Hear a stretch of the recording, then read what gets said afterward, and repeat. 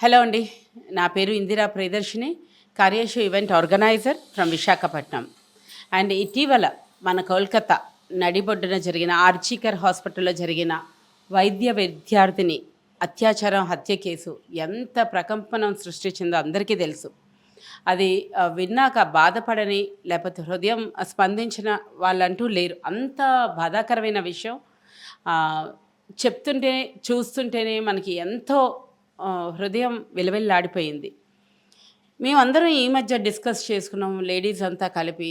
అసలు ఇలాంటి అత్యాచారాలు, హత్యలు మన దేశవ్యాప్తంగా ఎన్ని నిర్భయ చట్టాలు వచ్చినా, ఎన్ని దిశ చట్టాలు వచ్చినా అవి జరుగుతూనే ఉన్నాయి. దీనికి కారణం ఎవరంటారు? అంటే లైక్ మనం ఒక స్త్రీని తప్పు పట్టాలా, ఒక వ్యవస్థను తప్పు పట్టాలా, ఒక మగాడిని తప్పు పట్టాలా, లేకపోతే రాజకీయ కోణంలో తప్పు పట్టాలా? వీటికి కారణం ఎవరని ఒక డిస్కషన్ వచ్చినప్పుడు చాలా అంటే ఇప్పుడు ఈ అమ్మాయి కేసే మనం తీసుకుంటే కారణాలు ఏంటో మనకు తెలీదు. అంటే రకరకాలుగా చెప్తున్నారు అమ్మాయి గురించి. ఆ అమ్మాయికి అంటే ఆ కాలేజ్ తరఫు నుంచి ఆ అమ్మాయి ఏవో లైక్ ప్రాబ్లమ్స్ ఉన్నాయని చెప్తున్నారు. అవన్నీ పక్కన పెడితే ఆ అమ్మాయి మీద జరిగిన అత్యాచారం కానివ్వండి, హత్య కానీ చాలా అసలు మానవ మృగాలు మన మధ్య ఉన్నాయి అన్న ఒక సంకేతాన్ని ఇస్తున్నాయి.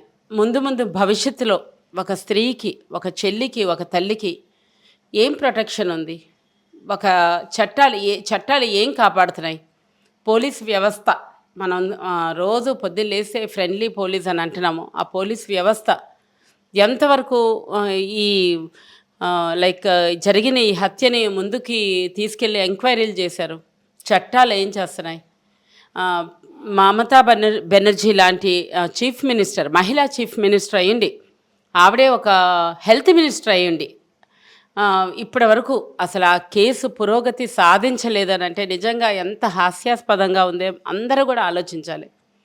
ఇలాంటివి జరిగినప్పుడు మనందరం స్పందిస్తాం. క్యాండిల్ ర్యాలీలు చేస్తాము, ధర్నాలు చేస్తాం, నిరసనలు చేస్తాం, నిరాహార దీక్షలు చేస్తాం.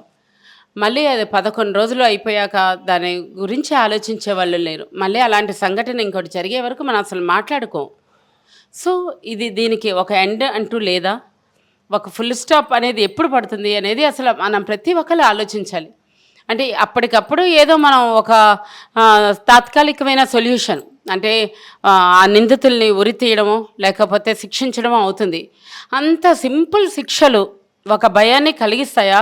ఒక మగాడిలో ఇలాంటి రేప్స్ కానివ్వండి, లేకపోతే మర్డర్స్ కానీ చేయకుండా ఉండే ఒక భయాన్ని ఎందుకు కలిగించలేకపోతున్నాయి?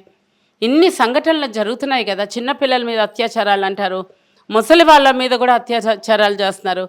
అంటే అడ్డదిడ్డంగా వచ్చే ఈ సోషల్ మీడియాలో వచ్చే ఈ ఇన్ఫర్మేషను, లేకపోతే సెక్స్ గురించి కానివ్వండి, లేకపోతే వీడియోస్ కానివ్వండి, సినిమాలు కానివ్వండి, ఇవన్నీ ఎంతవరకు ప్రభావితం చేస్తున్నాయి? పిల్లలకి పేరెంట్స్ ఎలాంటి కౌన్సిలింగ్స్ ఇస్తున్నారు, ఎలా పెంచుతున్నారు? ఒక మంచి పౌరుడిగా అంటే ఒక సిటిజన్గా, ఒక సొసైటీకి ఉపయోగపడే ఒక వ్యక్తిగా ఎలా తీర్చిదిద్దుతున్నారు? అసలు కాలేజెస్లో, స్కూల్స్లో అసలు వాళ్ళకి ఏమి ఎడ్యుకేషన్ ఉంది? ఎడ్యుకేషన్ ఏదో చెప్తున్నారు కానీ వాళ్ళ వ్యక్తిత్వ వికాసానికి ఎలాంటి లైక్ సిలబస్ ఉంది? ఇప్పుడు వాళ్ళందరూ కూడా పిల్లలందరూ చదువుతున్నారు, ఏదో మగ్ చేసి వాళ్ళ సబ్జెక్ట్ చదువుతున్నారు కానీ ఒక మనిషితో ఎలా మనం మాట్లాడాలి, మెలగాలి, లేకపోతే ఎలా ప్రవర్తించాలి అనేది లైక్ ఒక మేల్ అంటే ఒక అబ్బాయి ఒక అమ్మాయితో ప్రవర్తించే తీరు కానీ వాళ్ళని చూసే విధానం కానీ ఏంటనేది ఏ కాలేజీల్లో చెప్తున్నారు? ఒక యోగాలు, ఒక మెడిటేషన్లు, ఒక లైక్ కొన్ని ఇలాంటివి కూడా ఎంతో వాళ్ళ పాజిటివ్ థింకింగ్ని ఇచ్చేస్తాయి.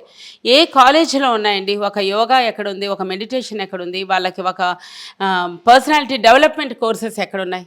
ఎంతకొచ్చి ఆ ఫిజిక్స్, కెమిస్ట్రీ, మ్యాథ్స్, బయాలజీ తప్పితే వాళ్ళకి వేరే కోర్సెస్ ఏమున్నాయండి? వాళ్ళ మగపిల్లలు, ఆడపిల్లలు ఎంతో స్ట్రెస్తో ఉంటారు.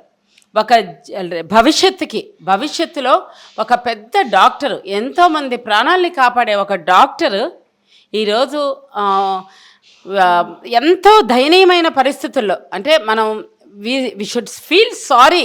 నిజంగా తల్లి, నువ్వు ఎక్కడున్నా నీ ఆత్మ శాంతించాలి.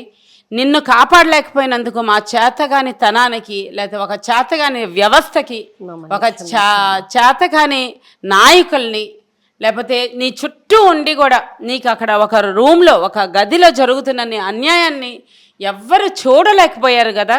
ఈ ప్రపంచమే నిన్ను చూడలేకపోయింది. నిజంగా దీనికి నువ్వు మనసు వంచి, మేము మా తలలు వంచి మా మనసు నిండా బాధతో నిన్ను సారీ అని అడుగుతున్నాము. ఇది ఒక చిన్న మాట కూడా సరిపోదు నీ ఆత్మ శాంతించడానికి. ఇలాంటివి భవిష్యత్తులో జరగకుండా, అంటే ఒక డాక్టర్కి జరిగింది, చిన్న పిల్లలు ఒక పల్లెటూరులో, ఇప్పుడు ఆర్జికర్ హాస్పిటల్ అని అంటే పెద్ద హాస్పిటల్స్లో ఎంతోమంది డాక్టర్స్ ఉన్న, పేషెంట్స్ ఉన్న, చుట్టూ అంతమంది ఉన్న జనంలో తనకి ఈ అన్యాయం జరిగితే కనీసం తన్ని రక్షించే వాళ్ళు నలుగురు వస్తారని తను ఆశపడి ఉంటుంది. లాస్ట్ మినిట్ వరకు అంత స్ట్రగుల్ అయ్యింది. ఆ 40 నిమిషాలు తన ఎంత మరణ వేదన అనుభవించుంటుంది, ఎంత ఘోష తన ఈరోజు కూడా తన ఆత్మ అలా ఘోషిస్తూ ఉంటుంది. ఆ తల్లిదండ్రులకు తీరని బాధ. తన కూతురు ఒక డాక్టర్ అయ్యి సొసైటీకి ఎంతో ఉపయోగపడేలాగా, పేదలకి ఎంతో సహాయం చేసేలాగా తను బయటికి రావాలనుకునే వాళ్ళ తల్లిదండ్రుల ఆశలు కూడా అడియాసలు అయిపోయాయి.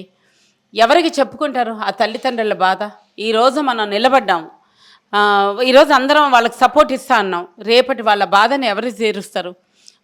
వాళ్ళకి ఖచ్చితమైన పనిష్మెంట్స్ ఉండాలి. ఎలాంటి పనిష్మెంట్ అంటే భయపడేలాగా, అంటే ఇంకొక తప్పు జరగాలంటే వాళ్ళు భయపడేలాగా. మనం కొన్ని కంట్రీస్ గురించి మాట్లాడుకున్నప్పుడు, అరబ్ కంట్రీస్ గురించి, వాళ్ళ శిక్షలు చాలా కఠినంగా ఉంటాయి. చేతులు కాళ్ళు విరిచేస్తారు, లేదా మెడలు తీసేస్తారు, బహిరంగంగా ఉరి వేస్తారంటే నిజంగా అలాంటి శిక్షలే ఉండాలేమో. అలాంటివి ఉంటేనే భయం అనేది ఒకటి పుడుతుంది. ఆ భయంలోంచే ఇంకా ఆడవాళ్ళకి ఎలాంటి గౌరవం ఇవ్వాలి అనేది ఒక మెసేజ్ మనం పాస్ చేయాలి. రాఖీ జరుపుకుంటుంది దేశం అంతా. ఒక సోదరికి అన్యాయం జరిగిందే, ఎవ్వరు కాపాడలేక ఈ రోజు వరకు హత్య జరిగిన ఇన్ని రోజులకు కూడా, ఈ రోజు వరకు కూడా దాని వెనకాల ఎవరెవరు ఉన్నారు ఏంటి అనేది ఒక బయటికి రాలేదంటే మన రాజకీయ వ్యవస్థ కానివ్వండి, మన చట్టం కానివ్వండి, న్యాయం కానివ్వండి, ఏం సాధించాం మనం. మొన్నే కదా రీసెంట్గా మనం ఇండిపెండెన్స్ డే చేసుకున్నాం. ఇండిపెండెన్స్ డే చేసుకొని ఉపయోగం ఏంటండి? ఇంత ఇండిపెండెన్స్ డే చేసుకొని మన అందరం కూడా స్త్రీకి స్వేచ్ఛ కావాలి, అలా కావాలి, ఇలా కావాలని చట్టాలు తేడం కాదు కదా. ఒక స్త్రీని గౌరవించడం ఎలాగా అనేది, లేకపోతే ఎలా వాళ్ళకి రెస్పెక్ట్ ఇవ్వాలనేది నేర్చుకోవాలి. ప్రతి మగాడు కూడా నేర్చుకోవాలి. దీని వెనకాల ఉన్న రీజన్స్ అన్నీ తీసి, అసలు ఎందుకు జరుగుతున్నాయి ఈ రీజన్స్, అసలు ఆ అమ్మాయికి ఎందుకు అలా జరిగింది, ఏమైంది అనేది తెలుసుకోవాలనుకుంటే నిమిషంలో పని అండి.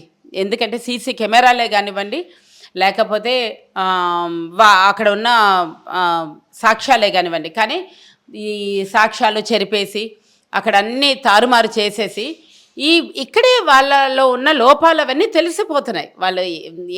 వాళ్ళు కప్పేయాలనుకుంటున్నారో నిజాలని, అవన్నీ కూడా మనకి చాలా క్లియర్గా ఒక చిన్న నార్మల్ కామన్ పర్సన్ అడిగినా చెప్తారు. ఎందుకంటే ఈ రోజుల్లో ఒక దొంగ దొరికితేనే ఇలా పట్టుకుంటున్నారు.